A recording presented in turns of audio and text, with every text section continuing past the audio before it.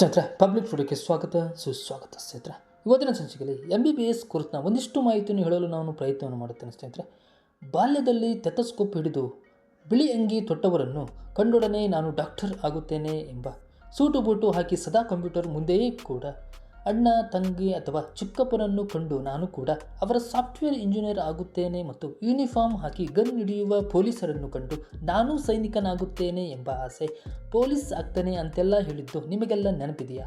ಪ್ರತಿಯೊಂದು ಮಗುವು ಬಾಲ್ಯದಲ್ಲಿ ನಾನು ಅದಾಗುತ್ತೇನೆ ಇದಾಗುತ್ತೇನೆ ಎಂಬ ಮಾತುಗಳನ್ನು ಆಡಿರುವುದನ್ನು ನೀವು ಕೇಳಿಯೇ ಇರುತ್ತೀರಾ.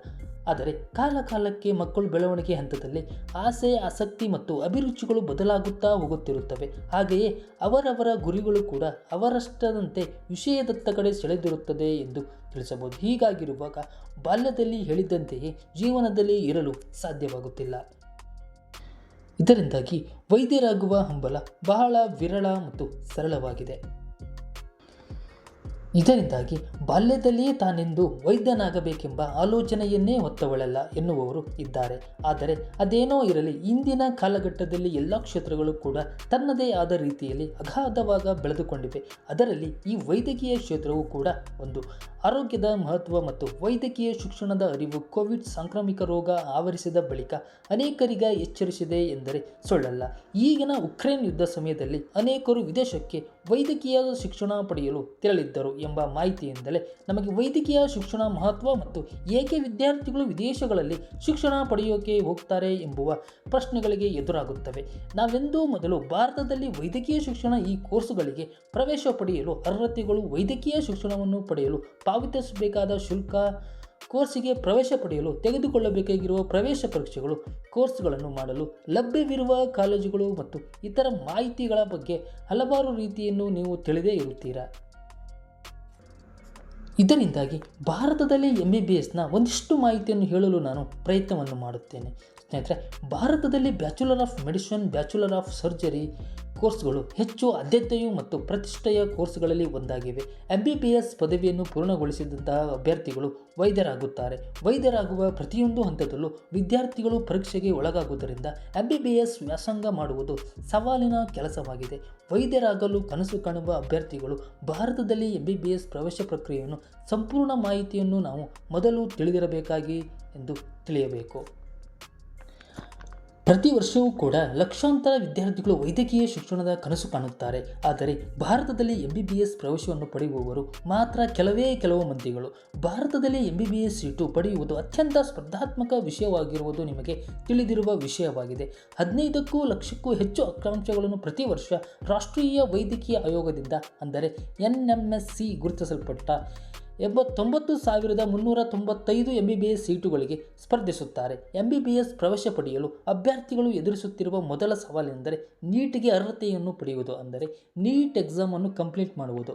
ರಾಷ್ಟ್ರೀಯ ಪರೀಕ್ಷಾ ಸಂಸ್ಥೆ NTA ವರ್ಷಕ್ಕೊಮ್ಮೆ ನೀಟ್ ಪರೀಕ್ಷೆಯನ್ನು ನಡೆಸುತ್ತದೆ. ನೀಟ್ UG ಎಂಬುದು ಭಾರತದಲ್ಲಿ MBBS ಪ್ರವೇಶಕ್ಕಾಗಿ ನಡೆಸುವ ಏಕೈಕ ರಾಷ್ಟ್ರೀಯ ಮಟ್ಟದ ಪ್ರವೇಶ ಪರೀಕ್ಷೆಯಾಗಿದ್ದು ಭಾರತದ ಸುಪ್ರೀಂ ಕೋರ್ಟ್ನಿಂದ ಗುರುತಿಸಲ್ಪಟ್ಟಿದೆ. AIIMS ಸಂಸ್ಥೆಗಳಲ್ಲಿ 1,089 MBBS ಸೀಟುಗಳಿಗೆ ಮತ್ತು 249 ಸೀಟುಗಳಿಗೆ ಸಹ ನೀಟ್ ಪರೀಕ್ಷೆಯ ಮೂಲಕ ಪ್ರವೇಶವನ್ನು ನೀಡಲಾಗುತ್ತದೆ. ಒಟ್ಟು 542 ವೈದ್ಯಕೀಯ ಕಾಲೇಜುಗಳು, 15 AIIMS ಮತ್ತು 2 ಸಂಸ್ಥೆಗಳು ನೀಟ್ ಫಲಿತಾಂಶಗಳ ಆಧಾರದ ಮೇಲೆ MBBS ಪ್ರವೇಶವನ್ನು ನೀಡುತ್ತವೆ. MBBS ಸೀಟುಗಳು ಮತ್ತು ಪರೀಕ್ಷೆಯಲ್ಲಿ ಕಾಣಿಸಿಕೊಳ್ಳುವ ಆಕಾಂಕ್ಷೆಗಳು ಸಂಖ್ಯೆಯನ್ನು ಹೋಲಿಸಿದರೆ ಭಾರತದಲ್ಲಿ MBBS ಪ್ರವೇಶಕ್ಕಾಗಿ ಸ್ಪರ್ಧೆಯು ವರ್ಷದಿಂದ ವರ್ಷಕ್ಕೆ ಹೆಚ್ಚಾಗುತ್ತದೆ ಎಂದು ಹೇಳಿದರೆ ತಪ್ಪಾಗಲಾರದು. ಕಡಿಮೆ ಅಂಕಗಳೊಂದಿಗೆ ನೀಟ್ ಪರೀಕ್ಷೆಯಲ್ಲಿ ಅರ್ಹತೆ ಪಡೆದ ಅನೇಕ ವಿದ್ಯಾರ್ಥಿಗಳು ಸರ್ಕಾರಿ ವೈದ್ಯಕೀಯ ಕಾಲೇಜುಗಳಲ್ಲಿ ಪ್ರವೇಶ ಪಡೆಯಲು ಹೆಣೆದಾಡುತ್ತಾರೆ. ಇನ್ನೊಂದೆಡೆ ಖಾಸಗಿ MBBS ಕಾಲೇಜುಗಳ ಶುಲ್ಕ ತುಂಬ ಹೆಚ್ಚಳವಾಗಿದೆ. ಭಾರತದಲ್ಲಿ ಕಾಲೇಜುಗಳಲ್ಲಿ ಬೋಧನಾ ಶುಲ್ಕ ಹೆಚ್ಚಿರುವ ಕಾರಣ ಮಧ್ಯಮ ವರ್ಗದ ಅನೇಕ ವಿದ್ಯಾರ್ಥಿಗಳು MBBS ಪ್ರವೇಶವನ್ನು ಪಡೆಯಲು ಹೊಡೆದಾಡುತ್ತಾರೆ. ನೀಟ್ ಪರೀಕ್ಷೆಗಳಲ್ಲಿ ಉತ್ತಮ ಅಂಕಗಳೊಂದಿಗೆ ಅರ್ಹತೆ ಪಡೆದ ಮಾತ್ರ ಭಾರತದಲ್ಲಿ MBBS ಪ್ರವೇಶವನ್ನು ಪಡೆಯುವುದು ಇಲ್ಲಿನ ವಿದ್ಯಾರ್ಥಿಗಳ ಏಕೈಕ ಭರವಸೆಯಾಗಿದೆ ಎಂದು ತಿಳಿಯಬಹುದು. MBBS ಪರೀಕ್ಷೆಗಾಗಿ NTA ಸ್ಕ್ರೀನಿಂಗ್ ಪ್ರಕ್ರಿಯೆ ತುಂಬ ಕಟ್ಟುನಿಟ್ಟಾಗಿದೆ ಮತ್ತು ನೀಟ್ ಪರೀಕ್ಷೆಯಲ್ಲಿ ಅರ್ಹತೆಯ ಮೇಲೆ ಸಂಪೂರ್ಣವಾಗಿ ಆಧಾರಿತವಾಗಿರುತ್ತದೆ. ನೀಟ್ ಫಲಿತಾಂಶವನ್ನು ಪ್ರಕಟಿಸಿದ ನಂತರ ವೈದ್ಯಕೀಯ ಕೌನ್ಸಿಲಿಂಗ್ ಸಮಿತಿಯು ಅಂದರೆ MCC MBBSನ ಮುಂದಿನ ಪ್ರವೇಶ ಪ್ರಕ್ರಿಯೆಯನ್ನು ನಡೆಸುತ್ತದೆ. ವೈದ್ಯಕೀಯ ಕೌನ್ಸಿಲಿಂಗ್ ಸಮಿತಿಯು ಅಖಿಲ ಭಾರತ ಕೂಟ ಡೀಮ್ಡ್ ಕೇಂದ್ರ ವಿಶ್ವವಿದ್ಯಾಲಯಗಳು, ಸಶಸ್ತ್ರ ಪಡೆಗಳು, ವೈದ್ಯಕೀಯ ಕಾಲೇಜು ಮತ್ತು ಉದ್ಯೋಗ ರಾಜ್ಯ ವಿಮಾ ನಿಗಮ ESIC ಸಂಸ್ಥೆಗಳಿಗೆ ಶೇಕಡ 15% MBBS ಪ್ರವೇಶವನ್ನು ನೀಡುತ್ತದೆ. ಉಳಿದ 85% ರಾಜ್ಯ ಕೋಟಾ ಸೀಟುಗಳಿಗೆ MBBS ಪ್ರವೇಶವನ್ನು ಆಯಾ ರಾಜ್ಯದ ಕೌನ್ಸಿಲಿಂಗ್ ಅಧಿಕಾರಿಗಳು ಮಂಜೂರು ಮಾಡುತ್ತಾರೆ ಎಂದು ತಿಳಿಯಬಹುದು. ಸ್ನೇಹಿತರೆ, ಈ MBBS ಅರ್ಹತಾ ಮಾನದಂಡಗಳನ್ನು ಹೇಳುವುದಾದರೆ, ರಾಷ್ಟ್ರೀಯ ವೈದ್ಯಕೀಯ ಆಯೋಗ NMC ಭಾರತದಲ್ಲಿ MBBS ಪ್ರವೇಶಕ್ಕಾಗಿ ಅರ್ಹತಾ ಮಾನದಂಡಗಳನ್ನು ನಿಗದಿಪಡಿಸುತ್ತದೆ. ಅರ್ಹತಾ ಅವಶ್ಯಕತೆಗಳನ್ನು ಪೂರೈಸುವ ಅಭ್ಯರ್ಥಿಗಳು ಮಾತ್ರ MBBS ಪ್ರವೇಶಕ್ಕೆ ಪರಿಗಣಿಸಲಾಗುತ್ತದೆ. MBBS ಪ್ರವೇಶ ಪ್ರಕ್ರಿಯೆಯ ಯಾವುದೇ ಹಂತದಲ್ಲಿ ವಿದ್ಯಾರ್ಥಿಯು ಅನರ್ಹತೆಯೆಂದು ಕಂಡುಬಂದಲ್ಲಿ ಅವರ ಉಮೇದುವಾರಿಕೆಯನ್ನು ರದ್ದುಗೊಳಿಸಲಾಗುತ್ತದೆ. MBBS ಕೋರ್ಸ್ ಪಡೆಯುವ ಇವರು ಅರ್ಹತಾ ಮಾನದಂಡಗಳ ಬಗ್ಗೆ ಇನ್ನಷ್ಟು ಮಾಹಿತಿಯನ್ನು ಪಡೆಯಲು ಇವರು ತಿಳಿದುಕೊಳ್ಳಬೇಕಾಗಿ ತಿಳಿಸುತ್ತಾರೆ. ಶೈಕ್ಷಣಿಕ ಅರ್ಹತೆಗಳನ್ನು ಹೇಳುವುದಾದರೆ, ಭಾರತದಲ್ಲಿ MBBS ಪ್ರವೇಶವನ್ನು ಪಡೆಯುವ ಅಭ್ಯರ್ಥಿಗಳು ಮಾನ್ಯತೆ ಪಡೆದ ಮಂಡಳಿಯಿಂದ PUC ತರಗತಿಯನ್ನು ಉತ್ತೀರ್ಣರಾಗಿರಬೇಕು. ಅಂದರೆ PUCಯಲ್ಲಿ ಸೈನ್ಸ್ ಕಂಪ್ಲೀಟ್ ಆಗಿರಬೇಕು. ಅಧ್ಯಯನ ಮಾಡಿದ ವಿಷಯಗಳು MBBS ಕೋರ್ಸನ್ನು ಅಧ್ಯಯನ ಮಾಡಲು ಇಚ್ಛಿಸುವ ವಿದ್ಯಾರ್ಥಿಗಳು 11 ಮತ್ತು 12ನೇ ತರಗತಿಯಲ್ಲಿ ಭೌತಶಾಸ್ತ್ರ, ರಸಾಯನಶಾಸ್ತ್ರ ಮತ್ತು ಜೀವಶಾಸ್ತ್ರ ಅಧ್ಯಯನವನ್ನು ಮಾಡಿರಲೇಬೇಕು ಎಂಬ ಮಿತಿ ಇದೆ. ಅಗತ್ಯವಿರುವ ಕನಿಷ್ಠ ಅಂಕಗಳು ಎಂದರೆ, ಭಾರತದಲ್ಲಿ MBBS ಪ್ರವೇಶಕ್ಕಾಗಿ ಅಭ್ಯರ್ಥಿಗಳು ಅರ್ಹತಾ ಪರೀಕ್ಷೆಯಲ್ಲಿ ಕನಿಷ್ಠ 50% ಅಂಕಗಳನ್ನು ಗಳಿಸಬೇಕು. ಪರಿಶಿಷ್ಟ ಜಾತಿ, ಪರಿಶಿಷ್ಟ ಪಂಗಡ ಮತ್ತು OBC ವರ್ಗದ ಅಭ್ಯರ್ಥಿಗಳಿಗೆ MBBS ಪ್ರವೇಶಕ್ಕಾಗಿ ಕನಿಷ್ಠ 40% ಅಂಕಗಳನ್ನು ಗಳಿಸಿರಬೇಕು. ಇದರ ವಯಸ್ಸಿನ ಬಗ್ಗೆ ಹೇಳುವುದಾದರೆ, ಭಾರತದಲ್ಲಿ MBBS ಪ್ರವೇಶಕ್ಕಾಗಿ ಪಡೆಯುವ ಇಚ್ಛಿಸುವ ಆಕಾಂಕ್ಷಿಗಳು ಕನಿಷ್ಠ 17 ವರ್ಷ ವಯಸ್ಸನ್ನು ಪೂರೈಸಿರಬೇಕು ಮತ್ತು ಗರಿಷ್ಠ 25 ವರ್ಷ ವಯೋಮಿತಿಗಳಾಗಿ ಅಭ್ಯರ್ಥಿಗಳು ಈ ಕೋರ್ಸ್ ತೆಗೆದುಕೊಳ್ಳಲು ಅರ್ಹರು ಎಂದು ತಿಳಿಯಬಹುದು. ಹಾಗೂ ಭಾರತದಲ್ಲಿ MBBS ಪ್ರವೇಶ ಪ್ರಕ್ರಿಯೆ 2024 ಮತ್ತು ಮುಂದಿನ ಯಾವುದೇ ರೀತಿಯ ಎಕ್ಸಾಮ್ ಕಂಡಕ್ಟ್ ಆದಾಗ ರಾಷ್ಟ್ರೀಯ ಮಟ್ಟದ ಪ್ರವೇಶ ಪರೀಕ್ಷೆಯಾದ ನೀಟ್ನಲ್ಲಿ ಅಭ್ಯರ್ಥಿಗಳು ಪಡೆದ ಅಂಕಗಳ ಆಧಾರದ ಮೇಲೆ MBBS ಕೋರ್ಸಿಗೆ ಪ್ರವೇಶವನ್ನು ನೀಡಲಾಗುತ್ತದೆ. ಒಟ್ಟಾರೆಯಾಗಿ ಪ್ರವೇಶಕ್ಕಾಗಿ ಪ್ರಕ್ರಿಯೆ ಹೇಗಿರುತ್ತದೆ ಎಂದು ತಿಳಿಸುವುದಾದರೆ, MBBS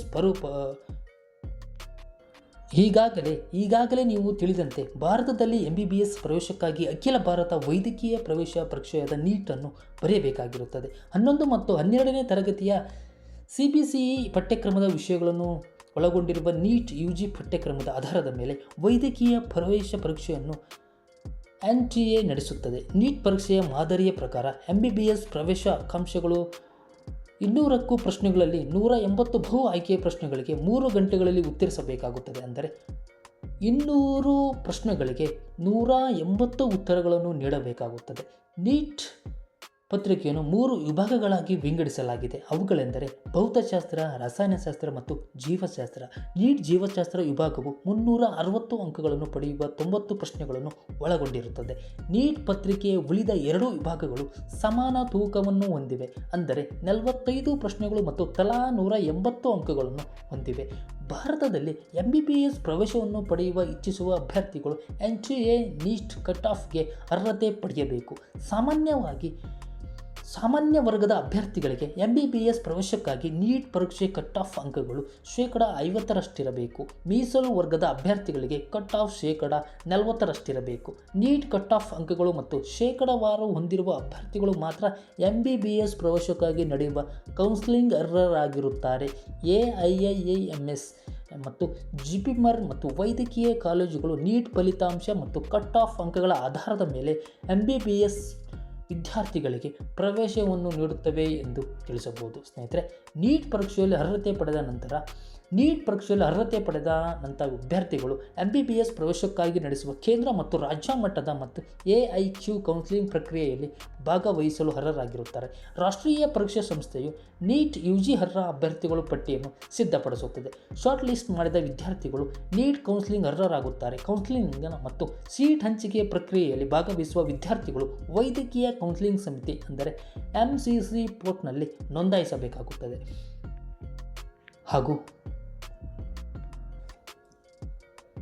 ವೈದ್ಯಕೀಯ ಕೌನ್ಸಿಲಿಂಗ್ ಸಮಿತಿಯು ಅಖಿಲ ಭಾರತ ಕೂಟ, ಡೀಮ್ಡ್ ಕೇಂದ್ರ ವಿಶ್ವವಿದ್ಯಾಲಯಗಳು, AFMS ಮತ್ತು ESIC ಸಂಸ್ಥೆಗಳಿಗೆ ಶೇಕಡ 15% ನೀಟ್ ಕೌನ್ಸಿಲಿಂಗ್ ಅನ್ನು ನಡೆಸುತ್ತದೆ. MBBS ಪ್ರವೇಶಕ್ಕಾಗಿ ಕೌನ್ಸಿಲಿಂಗ್ಗೆ ವಿದ್ಯಾರ್ಥಿಗಳು ತಮ್ಮ ವೈಯಕ್ತಿಕ ಮತ್ತು ನೀಟ್ ಸಂಬಂಧಿತ ವಿವರಗಳನ್ನು ಬಳಸಿಕೊಂಡು ನೋಂದಾಯಿಸಿಕೊಳ್ಳಬೇಕಾಗುತ್ತದೆ. ಅಭ್ಯರ್ಥಿಯು ಕೌನ್ಸಿಲಿಂಗ್ ಶುಲ್ಕವನ್ನು ಪಾವತಿಸಬೇಕು ಹಾಗೂ ವಿದ್ಯಾರ್ಥಿಯು ತನ್ನಿಚ್ಛೆಯ ಕೋರ್ಸ್ ಮತ್ತು ಅವರ ಅಧ್ಯಯನ ಮಾಡುವ ಬಯಸುವ ಕಾಲೇಜುಗಳ ಆದ್ಯತೆಗಳನ್ನು ಭರ್ತಿ ಮಾಡಬೇಕು. ಅಭ್ಯರ್ಥಿಗಳು ಭರ್ತಿ ಮಾಡಿದ ಆಯ್ಕೆಗಳು ನೀಟ್ ಅಖಿಲ ಭಾರತ ಶ್ರೇಣಿ ಮೀಸಲಾತಿ ಮತ್ತು ಸೀಟ್ ಮ್ಯಾಟ್ರಿಕ್ಸ್ ಅನ್ನು ಆಧರಿಸಿ MCC ನೀಟ್ UG ಸೀಟುಗಳು ಹಂಚಿಕೆಯನ್ನು ನಡೆಸುತ್ತವೆ. MBBS ಪ್ರವೇಶದ ಸೀಟು ಹಂಚಿಕೆಯ ಸಮಯದಲ್ಲಿ ಸೀಟುಗಳನ್ನು ನೀಡಲಾಗಲು ಅಭ್ಯರ್ಥಿಗಳು ನಿಗದಿಪಡಿಸಿದ ಸಂಸ್ಥೆಗೆ ವರದಿ ಮಾಡಬೇಕಾಗುತ್ತದೆ ಎಂದು ತಿಳಿಯಬಹುದು. ಸ್ನೇಹಿತರೆ, ಈ ರೀತಿಯಾಗಿ MBBS ಶಿಕ್ಷಣದ ಪ್ರಕ್ರಿಯೆ ಈ ರೀತಿ ನಡೆಯುತ್ತದೆ ಎಂದು ಹೇಳಿದರೆ ಯಾವುದೇ ರೀತಿ ಸಂದೇಹ ಸಲಹೆಗಳನ್ನು ನೀಡಲು ನೀವು ಪ್ರತಿಯೊಂದು ವಿಷಯದ ಬಗ್ಗೆ ಆಸಕ್ತಿ ಮತ್ತು ಪ್ರತಿಯೊಂದು ರೀತಿಯ ವಿಷಯಗಳನ್ನು ತಿಳಿದುಕೊಂಡು ಮುಂದಿನ ಹೆಜ್ಜೆಯನ್ನು ಇಡಬೇಕೆಂದು ತಿಳಿಸಿಕೊಳ್ಳುತ್ತೇವೆ. ಸ್ನೇಹಿತರೆ, ಧನ್ಯವಾದಗಳು.